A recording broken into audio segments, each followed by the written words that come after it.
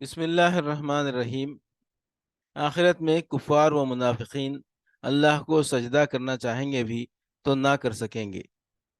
فہرست موضوعات تفہیم القرآن، جلد ششم، عنوان آخرت، صفحہ 65، سورہ قلم، آیات 42-43۔ یوم یکشف عن ساق ویدعون الی السجود فلا یستطیعون خاشعۃ ابصارهم ترہقہم ذلہ وقد کانوا یدعون الی السجود وہم سالمون۔ جس روز سخت وقت آ پڑے گا اور لوگوں کو سجدہ کرنے کے لیے بلایا جائے گا تو یہ لوگ سجدہ نہ کر سکیں گے، ان کی نگاہیں نیچی ہوں گی، ذلت ان پر چھا رہی ہوگی۔ یہ جب صحیح سالم تھے اس وقت انہیں سجدے کے لیے بلایا جاتا تھا اور یہ انکار کرتے تھے۔ یوم یکشف عن ساق، جس روز سخت وقت آ پڑے گا۔ اصل الفاظ ہیں یوم یکشف عن ساق، جس روز پنڈلی کھولی جائے گی۔ صحابہ اور تابعین کی ایک جماعت کہتی ہے کہ یہ الفاظ محاورے کے طور پر استعمال ہوئے ہیں۔ عربی محاورے کے مطابق سخت وقت آ پڑنے کو کشف ساق سے تعبیر کیا جاتا ہے۔ حضرت عبداللہ بن عباس نے بھی اس کے یہی معنی بیان کیے ہیں اور ثبوت میں کلام عرب سے استشہاد کیا ہے۔ ایک اور قول جو ابن عباس اور ربیع بن انس سے منقول ہے، اس میں کشف ساق سے مراد حقائق پر سے پردہ اٹھانا لیا گیا ہے۔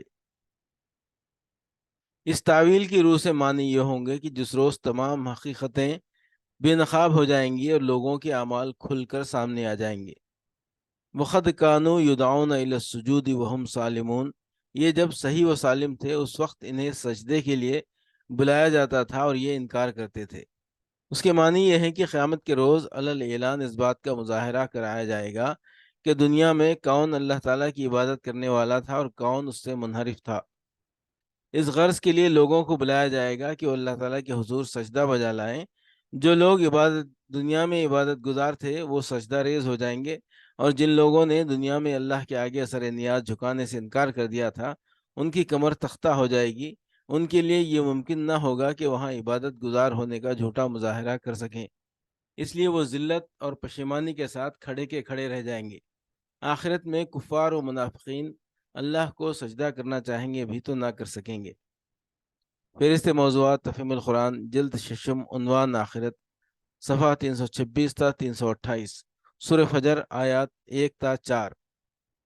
والفجر ولیال عشر والشفع والوتر واللیل اذا یسر، قسم ہے فجر کی اور 10 راتوں کی اور جفت اور طاق کی اور رات کی جبکہ وہ رخصت ہو رہی ہو، کیا اس میں کسی صاحب عقل کے لیے کوئی قسم ہے؟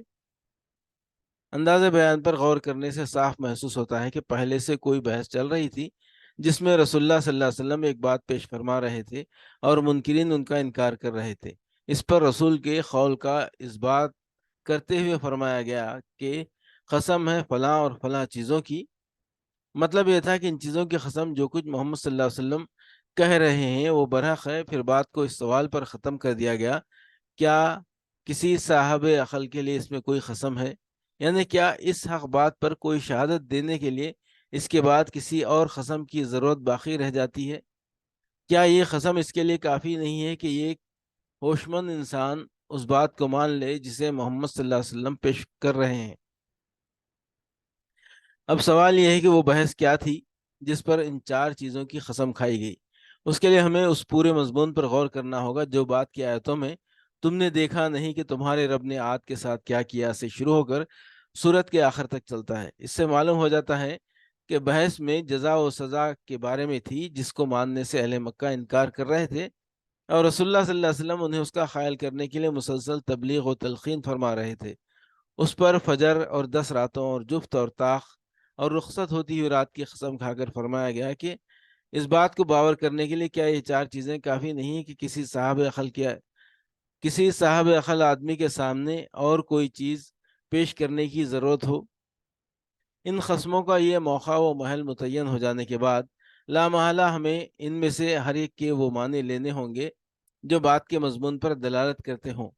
سب سے پہلے فرمایا فجر کی قسم، فجر پاؤ پھٹنے کو کہتے ہیں، یعنی وہ وقت جب رات کی تاریکی میں سے دن کی ابتدائی روشنی مشرق کی طرف ایک سفید دھاری کی شکل میں نمودار ہوتی ہے۔ پھر فرمایا 10 راتوں کی قسم۔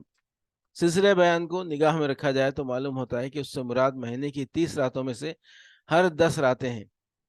پہلی 10 راتیں وہ جن میں چاند ایک باریک ناخن کی شکل سے شروع ہو کر ہر رات کو بڑھتا رہتا ہے یہاں تک کہ آدھے سے زیادہ روشن ہو جاتا ہے۔ دوسری 10 راتیں وہ جن میں رات کا بڑا حصہ چاند سے روشن رہتا ہے۔ آخری 10 راتیں وہ جن میں چاند چھوٹے سے چھوٹا اور رات کا بیشتر حصہ تاریک سے تاریک تر ہوتا جاتا ہے یہاں تک کہ مہینے کے خاتمے پر پوری رات تاریک ہو جاتی ہے۔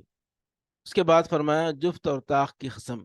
جفت اس عدد کو کہتے ہیں جو دو برابر کے حصوں میں تقسیم ہوتا ہے، جیسے 2، 4، 6، 8۔ اور طاق اس عدد کو کہتے ہیں جو تقسیم نہیں ہوتا، جیسے 1، 3، 5، 7۔ عمومی حیثیت سے دیکھا جائے تو اس سے مراد کائنات کی تمام چیزیں ہو سکتی ہیں، چونکہ ہر چیز یا تو جوڑا جوڑا ہے یا تنہا۔ لیکن چونکہ یہاں بات دن اور رات کی ہو رہی ہے، اس لیے سلسلے مضمون کی مناسبت سے جفت اور طاق کا مطلب تغیر ایام ہے کہ مہینے کی تاریخیں 1 سے 2 اور 2 سے 3 ہوتی جاتی ہیں، اور ہر تغیر ایک نئی کیفیت لے کر آتا ہے۔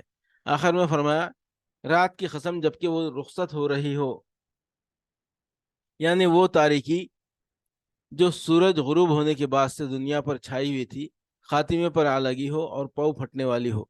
اب ان چاروں چیزوں پر ایک مجموعی نگاہ ڈالیے جن کی قسم اس بات پر کھائی گئی ہے کہ محمد صلی اللہ علیہ وسلم جزا و سزا کی جو خبر دے رہے ہیں وہ برحق ہے۔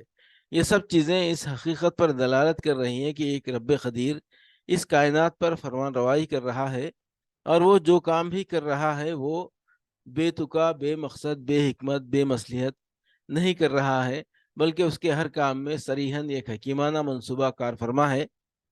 اس کی دنیا میں تم یہ کبھی نہ دیکھو گے کہ ابھی رات ہے اور ایک سورج نصف النہار پر آ کھڑا ہوا، یا ایک روز چاند ہلال کی شکل میں طلوع اور دوسرے روز 14ویں رات کا پورا چاند نمودار ہو جائے، یا رات آئی ہو تو کسی طرح اس کے ختم ہونے کی نوبت ہی نہ آئے اور وہ مستقل طور پر ٹھہر کر رہ جائے، یا تغیر ایام کا سرے سے کوئی باقاعدہ سلسلہ ہی نہ ہو کہ آدمی تاریخوں کا کوئی حساب رکھ سکے اور یہ جان سکے کہ یہ کون سا مہینہ ہے، اس کی کون سی تاریخ ہے، کس تاریخ سے اس کا کون سا کام شروع اور کب ختم ہونا ہے، گرمی کے موسم کی تاریخیں کون سی ہیں اور برسات یا سردی کے موسم کی تاریخیں کون سی۔